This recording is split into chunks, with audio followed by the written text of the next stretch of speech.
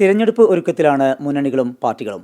നമുക്കൊപ്പം മുൻ MLA-യും മുസ്ലിം ലീഗ് സംസ്ഥാന സെക്രട്ടറിയുമായ KM ഷാജി ചേരുകയാണ്. എങ്ങനെയാണ് UDF-ൻ്റെ പ്രതീക്ഷകൾ, ഒപ്പം മുസ്ലിം ലീഗിൻ്റെ പ്രതീക്ഷകൾ? UDF കേരളത്തിലെ ഭരണത്തിലേക്ക് വരുന്നു എന്നതിൽ ഒരു സംശയമൊന്നും ആർക്കുമില്ല. കാരണം അതിൻ്റെ രാഷ്ട്രീയ സാഹചര്യങ്ങൾ അങ്ങനെയാണ്. പഞ്ചായത്ത് തെരഞ്ഞെടുപ്പിലെ വോട്ടിൻ്റെ മാത്രം അല്ല ഞാൻ പറയുന്നത്. കേരളത്തിൻ്റെ ഒരു പൊതുരാഷ്ട്രീയം അങ്ങനെയാണ്. ഒരു പാനിക് സിറ്റുവേഷനിൽ പിണറായി വിജയന് ആളുകൾക്ക് വേറൊന്നും ചിന്തിക്കാനാവാത്തൊരു സാഹചര്യത്തിൽ തിരിച്ചു വന്നു എന്നതല്ലാത്ത ഒരു അനുകൂല ഘടകവും ഇടതുപക്ഷത്തിന് ഒരു തുടർ ഭരണത്തിന് കഴിഞ്ഞ തവണയും ഉണ്ടായിരുന്നില്ല. ഇപ്പോൾ അത് കുറച്ചുകൂടെ വ്യക്തമാണ് പുതിയ സാഹചര്യത്തിൽ. അതുകൊണ്ട് നല്ല പ്രതീക്ഷയാണ് UDF-നുള്ളത്. 100-ൽ കുറയാത്ത സീറ്റുകൾ UDF-ന് ലഭിക്കാനുള്ള രാഷ്ട്രീയ സാഹചര്യമുണ്ട്.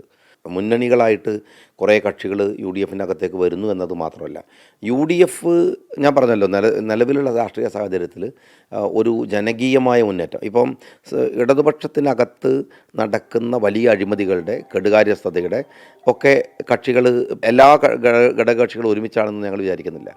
CPM-ൻ്റെ ആധിപത്യ രാഷ്ട്രീയമാണ് അതിനകത്തുള്ളത്. അതിൽ അസംതൃപ്തരായ ഒരുപാട് കക്ഷികൾ അതിനകത്തുണ്ട്. അതിനകത്ത് ഈ പറയുന്ന അഴിമതിയുടെ ഇത്തരത്തിലുള്ള ജനവിരുദ്ധതയുടെ കൂടെ നിൽക്കാത്ത ആളുകൾ ആരൊക്കെ ഉണ്ടോ അവരൊക്കെ ഞങ്ങൾ സ്വാഗതം ചെയ്യുന്നുണ്ട്. അവരൊക്കെ വരുന്നതിൻ്റെ സാഹചര്യങ്ങൾ കേൾക്കുന്നുണ്ട്. കഴിഞ്ഞ 3 തവണയും അഴീക്കോടാണ് മത്സരിച്ചിരുന്നത്. 2 തവണ ജയിക്കാൻ കഴിഞ്ഞു. കഴിഞ്ഞ തവണ പക്ഷേ പരാജയപ്പെട്ടു. ഇത്തവണ എങ്ങനെയാണ് മത്സര സാധ്യത? അല്ല, മത്സരിക്കാൻ പാർട്ടി പറഞ്ഞാൽ മത്സരിക്കാമെന്ന് മാത്രമേ ഉള്ളത്. ഞാനെപ്പോഴും പാർട്ടി പറയുന്ന സ്ഥലത്ത് പോയി മത്സരിക്കുക എന്നുള്ളതാണ് ഞാൻ എപ്പോഴും എടുത്തൊരു സമീപനം. എല്ലാ കാലത്തും അങ്ങനെ തന്നെ ഉണ്ടായിരുന്നത്. അത് എത്ര ടൈറ്റുള്ള മണ്ഡലമായാലും എങ്ങനെയായാലും ഞാനത് സ്വീകരിക്കും. കഴിഞ്ഞ തവണ അങ്ങനെ തന്നെ ആയിരുന്നു. ഇത്തവണ പാർട്ടി എവിടെയെന്ന് എന്നോട് കൺസിസ്റ്റൻ്റായിട്ട് പറഞ്ഞിട്ടൊന്നുമില്ല. അതുകൊണ്ട് തന്നെ അതിനെക്കുറിച്ച് വേവലാതിയുമില്ല. പാർട്ടി പറയും അവിടെ പോയി മത്സരിക്കും. അതല്ല പാർട്ടി പറയുകയാണ് മാറി നിന്ന് പാർട്ടിയുടെ ഉത്തരവാദിത്തം ഏറ്റെടുക്കണം എന്ന് പറഞ്ഞാൽ അത് ഏറ്റെടുക്കുകയും ചെയ്യും. കാസർഗോഡ് വേണമെന്ന് കാസർഗോഡുള്ള ആളുകൾ ആവശ്യപ്പെടുന്നത് പോലെ ഇപ്പം കൊടുവള്ളിയിൽ ഷാജിക്ക് വരണമെന്ന് ആഗ്രഹിക്കുന്ന അവിടുത്തെ പ്രവർത്തകരുമുണ്ട്. അപ്പോൾ അത്തരമൊരു പ്രിഫറൻസ് വരികയാണെങ്കിൽ എവിടെയായിരിക്കും? ഇല്ല, അതിൽ പ്രിഫറൻസ് ഇല്ല. സത്യത്തിൽ എനിക്ക് കാസർഗോഡിനോടും വിരോധമില്ല, എനിക്ക് കൊടുവള്ളിയോടും ദേഷ്യമില്ല. കേരളത്തിലെ ഒരു മണ്ഡലത്തിലും ഞാൻ ഇരവിപുരത്ത് മത്സരിച്ച ആളാണ്. അഴീക്കോട് മത്സരിച്ച് 2 തവണ ജയിക്കുകയും 1 തവണ തോൽക്കുകയും ചെയ്ത ആളാണ്. അപ്പോൾ അതുകൊണ്ട് കേരളത്തിലെ ഏത് മണ്ഡലം ആയാലും മത്സരിക്കണമെന്ന് പാർട്ടി പറഞ്ഞാൽ മത്സരിക്കുന്നത് യാതൊരു മടിയും എനിക്കില്ല. അഴീക്കോട് ഇത്തവണ മത്സരിക്കാനുള്ളൊരു സാധ്യത? അഴീക്കോട് മത്സരിക്കാനുള്ള സാധ്യത, അഴീക്കോട് മത്സരിച്ചാൽ കഴിഞ്ഞ തവണ പോലെ അല്ല. രാഷ്ട്രീയ സാഹചര്യങ്ങളൊക്കെ മാറിയിട്ടുണ്ട്. അതുകൊണ്ട് അഴീക്കോട് മത്സരിക്കാൻ പാർട്ടി പറഞ്ഞാൽ സന്തോഷത്തോടെ പോയി മത്സരിക്കും. എനിക്കൊരു കാര്യം ഉറപ്പുണ്ട്, കഴിഞ്ഞ തവണത്തെ പോലെയല്ല. 2 തവണയും ജയിച്ച പോലെ ഇനിയും ജയിച്ചു വരാനും പറ്റും. കഴിഞ്ഞ തെരഞ്ഞെടുപ്പിൽ പല വിധത്തിലുള്ള പ്രശ്നങ്ങളൊക്കെ നിലനിൽക്കുന്നുണ്ടായിരുന്നു, പല കേസുകളൊക്കെ ഉണ്ടായിരുന്നു. പക്ഷേ അതിൽ നിന്നൊക്കെ ഒരു സംശുദ്ധ രാഷ്ട്രീയത്തിൻ്റെ ഒരു വക്താവ് എന്ന നിലയിൽ കൂടി ഇപ്പോൾ എത്തിയ ഒരു സാഹചര്യം കൂടിയുണ്ട്. അല്ല, കേസുകളൊരു വളരെ മാനിപ്പുലേറ്റ് ചെയ്ത കേസുകൾ കൊണ്ട് വേട്ടയാടപ്പെട്ട ഒരാളാണ് ഞാൻ. എനിക്കൊരുപാട് സാമ്പത്തിക നഷ്ടം, ഒരുപാട് മാനസിക പ്രയാസങ്ങളൊക്കെ ഉണ്ടായിട്ടുണ്ട്. പക്ഷേ അതിനൊക്കെ നേരിടാൻ കഴിഞ്ഞു. ഒരു പൊതുപ്രവർത്തകൻ എന്നുള്ള നിലക്ക് അതിൽ നിന്നൊക്കെ അതിജയിക്കാൻ കഴിഞ്ഞു. എൻ്റെ പേരിൽ വന്നിട്ടുള്ള സാമ്പത്തിക കുറ്റകൃത്യം എന്ന തലത്തിൽ ഉണ്ടാക്കിയ ഒരു കേസ്, അതിൽ നിന്ന് എനിക്ക് സുപ്രീം കോടതിയിൽ നിന്ന് ഊരിപ്പോരാൻ പറ്റി. എൻ്റെ തെരഞ്ഞെടുപ്പിൻ്റെ തൊട്ട് പിറ്റേ ദിവസം വന്ന് ഒരു വീട് റെയ്ഡ് ചെയ്തിട്ട് തെരഞ്ഞെടുപ്പ് ചിലവുകൾക്ക് വെച്ച പൈസ വരെ പിടിച്ചുകൊണ്ടുപോയി. അത് ഞാൻ തിരിച്ചു വാങ്ങി. ഒരു ക്ലീൻ ചിറ്റ് ശരിക്ക് കോടതിയിൽ നിന്ന് വാങ്ങിയിട്ടാണ് ഞാനിപ്പോൾ നിൽക്കുന്നത്. ഗവൺമെൻറ്റിനോട് ഫൈറ്റ് ചെയ്തിട്ടാണ്, ഒരിക്കൽ പോലും കോംപ്രമൈസ് ചെയ്യാതെ. ഒരു സെക്കൻഡ് പോലും പലരും വന്നിരുന്നു, പലരും സംസാരിച്ചിരുന്നു. ഒരു സെക്കൻഡ് കോംപ്രമൈസ് ചെയ്യാതെ ജനാധിപത്യത്തിൻ്റെ സംവിധാനങ്ങൾക്കകത്ത് വിശ്വസിച്ച് നടത്തിയ പോരാട്ടം, അതിൽ ജയിച്ചിട്ട് ആ സംതൃപ്തി ഒരു തെരഞ്ഞെടുപ്പിൽ പോയി നിന്നാലും എനിക്ക് കിട്ടില്ല. ആ സംതൃപ്തിയോടെ തന്നെ എപ്പോഴുള്ളത്. മുസ്ലിം ലീഗിൻ്റെ സീറ്റുകളുടെ കാര്യത്തിൽ നടക്കുന്ന ഒരു ചർച്ച എന്ന് പറയുന്നത് അത് മുന്നണി വിപുലീകരണമൊക്കെ ആയിട്ട് ബന്ധപ്പെട്ടിട്ടായിരിക്കും അത് നടക്കുക. പൊതുവേ UDF-നകത്ത് മുസ്ലിം ലീഗിൻ്റെ ഒരു ഇമേജ് എന്താണെന്ന് വെച്ചാൽ അനാവശ്യമായിട്ട് ഞങ്ങളൊന്നും ചോദിക്കില്ല എന്നുള്ളതാണ്. മുന്നണിക്ക് പ്രശ്നങ്ങൾ ഉണ്ടാക്കുന്ന, തലവേദന ഉണ്ടാക്കുന്നതൊന്നും ഞങ്ങൾ ചോദിക്കില്ല. കൂടുതൽ സീറ്റുകൾ ആവശ്യപ്പെടാനുള്ള സാധ്യത എങ്ങനെയാണ്? മുസ്ലിം ലീഗ് അങ്ങനെ ഞാൻ പറഞ്ഞല്ലോ, അതൊക്കെ ഡിപ്പെൻസാണ്, സാഹചര്യങ്ങളുടെ മാത്രം ബലത്തിലാണ്. എത്ര കക്ഷികൾ വരുന്നു, അതിൻ്റെ സാഹചര്യം എങ്ങനെയാണെന്നുള്ളതൊക്കെ വെച്ചിട്ട് മാത്രമേ ലീഗ് അത് ഡിമാൻഡ് ചെയ്യുള്ളൂ. ഇനി എങ്ങനെ ഡിമാൻഡ് ചെയ്താലും ഞാൻ പറഞ്ഞല്ലോ, UDF-ൻ്റെ ഒരു സ്മൂത്തായ മൂവ്മെൻറ്റിനെ മുസ്ലിം ലീഗ് ഒരിക്കലും പ്രശ്നം ഉണ്ടാക്കില്ല. ആവശ്യമെങ്കിൽ വിട്ടുകൊടുക്കാനും തയ്യാറാണ് എന്നുള്ള നിലപാടാണോ? അങ്ങനെയല്ല. ഒരു മുന്നണി ഒരു കക്ഷി UDF-നകത്തേക്ക് വരികയാണ്. അങ്ങനെ വരുമ്പോൾ വിട്ടുവീഴ്ചകൾ ചെയ്യാൻ ലീഗ് ഒരുക്കാണെന്ന് ലീഗ് അറിയിച്ചിട്ടുണ്ട്. നമ്മൾ ലീഗ് മാത്രം മസിൽ പിടിച്ചിട്ട് വേറെ ആളുകൾ മാത്രം ചെയ്യേണ്ട കാര്യമില്ലല്ലോ. മുന്നണിയാവുമ്പോൾ കൊടുക്കൽ വാങ്ങലുകളും വിട്ടുവീഴ്ചകളൊക്കെ ഉണ്ടാവും. സീറ്റുകളുടെ ജയസാധ്യത മാത്രം നോക്കിയിട്ട് ആണ് ലീഗിൻ്റെ വെച്ചുമാറൽ ഉണ്ടാവുക. കഴിഞ്ഞ തവണ ഒരു സീറ്റാണ് വനിതകൾക്ക് നൽകിയത്. ഇത്തവണ ഒന്നായിരിക്കുമോ അതോ അതിലധികത്തിനുള്ള സാധ്യത നിലനിൽക്കുന്നുണ്ടോ? അല്ല, അങ്ങനെ പറയണമെങ്കിൽ പാർട്ടിക്കകത്തുള്ളൊരു ചർച്ച പൂർത്തിയാവണം. എന്തായാലും സ്ത്രീകൾ പിന്നെ മത്സരിക്കാൻ മാത്രമല്ല, സ്ത്രീകൾ നിയമസഭയിലും ലീഗിൻ്റെതായിട്ടുണ്ടാവും. പലപ്പോഴും ചില വിഷയങ്ങൾ പറയുമ്പോൾ ഷാജി വർഗീയവാദി ആണ് എന്ന് ആക്ഷേപിക്കാറുണ്ട്. അവർക്കുള്ളൊരു മറുപടി എന്താണ്?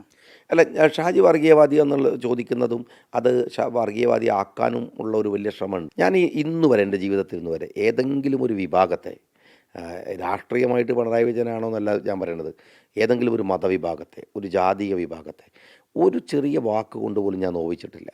നോവിക്കാൻ എനിക്ക് അർഹതയില്ല, ഞാനത് പറയാനും പാടില്ല. ഇതൊരു പിന്നെ ആനുകൂല്യം പോലെ ഒന്നുമല്ല ഞാൻ പറയേണ്ടത്. ഒരു വാക്കും വർഗീയമായി എൻ്റെ നാവിൽ നിന്ന് വന്നിട്ടില്ല.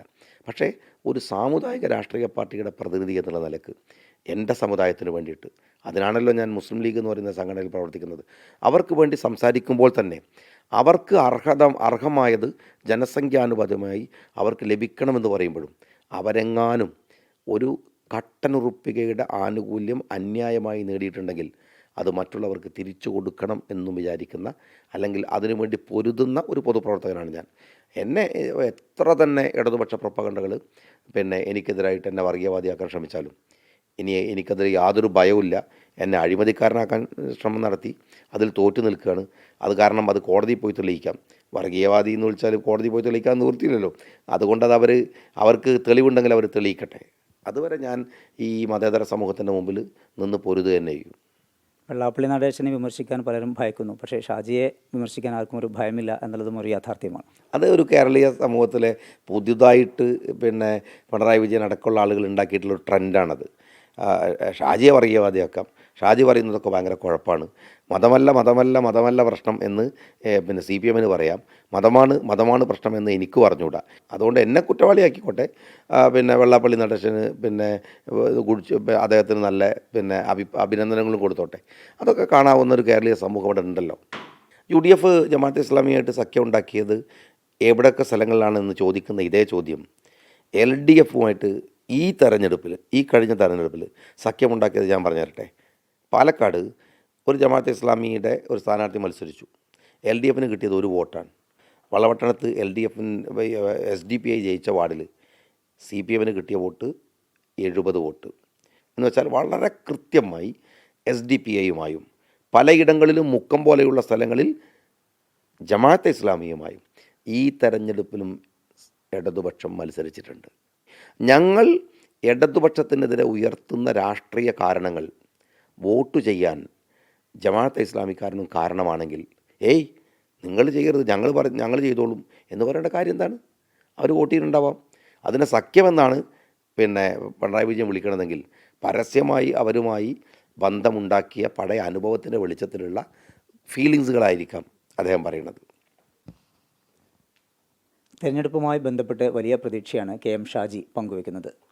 പാർട്ടി എവിടെയാണോ നിർദ്ദേശിക്കുന്നത് അവിടെ മത്സരിക്കാൻ ഒരുക്കമാണ്. ഒപ്പം തന്നെ ഭരണമാറ്റം ഉണ്ടാകുമെന്നതിൽ തനിക്ക് സംശയമില്ല എന്നും അദ്ദേഹം വ്യക്തമാക്കുന്നു. കോഴിക്കോട് നിന്ന് അഭിലാഷ് പള്ളിക്കരയ്ക്കൊപ്പം സമീർ C. മുഹമ്മദ്, 24. ലോകത്തെവിടെയായാലും ഏത് സമയത്തും 24 വാർത്തകളും ഓഗ്മെന്റഡ് റിയാലിറ്റി പാക്കേജുകളും എക്സ്പ്ലെയിനറുകളും വിശദമായി കാണാൻ ഞങ്ങളുടെ യൂട്യൂബ് ചാനൽ നിങ്ങൾക്ക് സബ്സ്ക്രൈബ് ചെയ്യാം.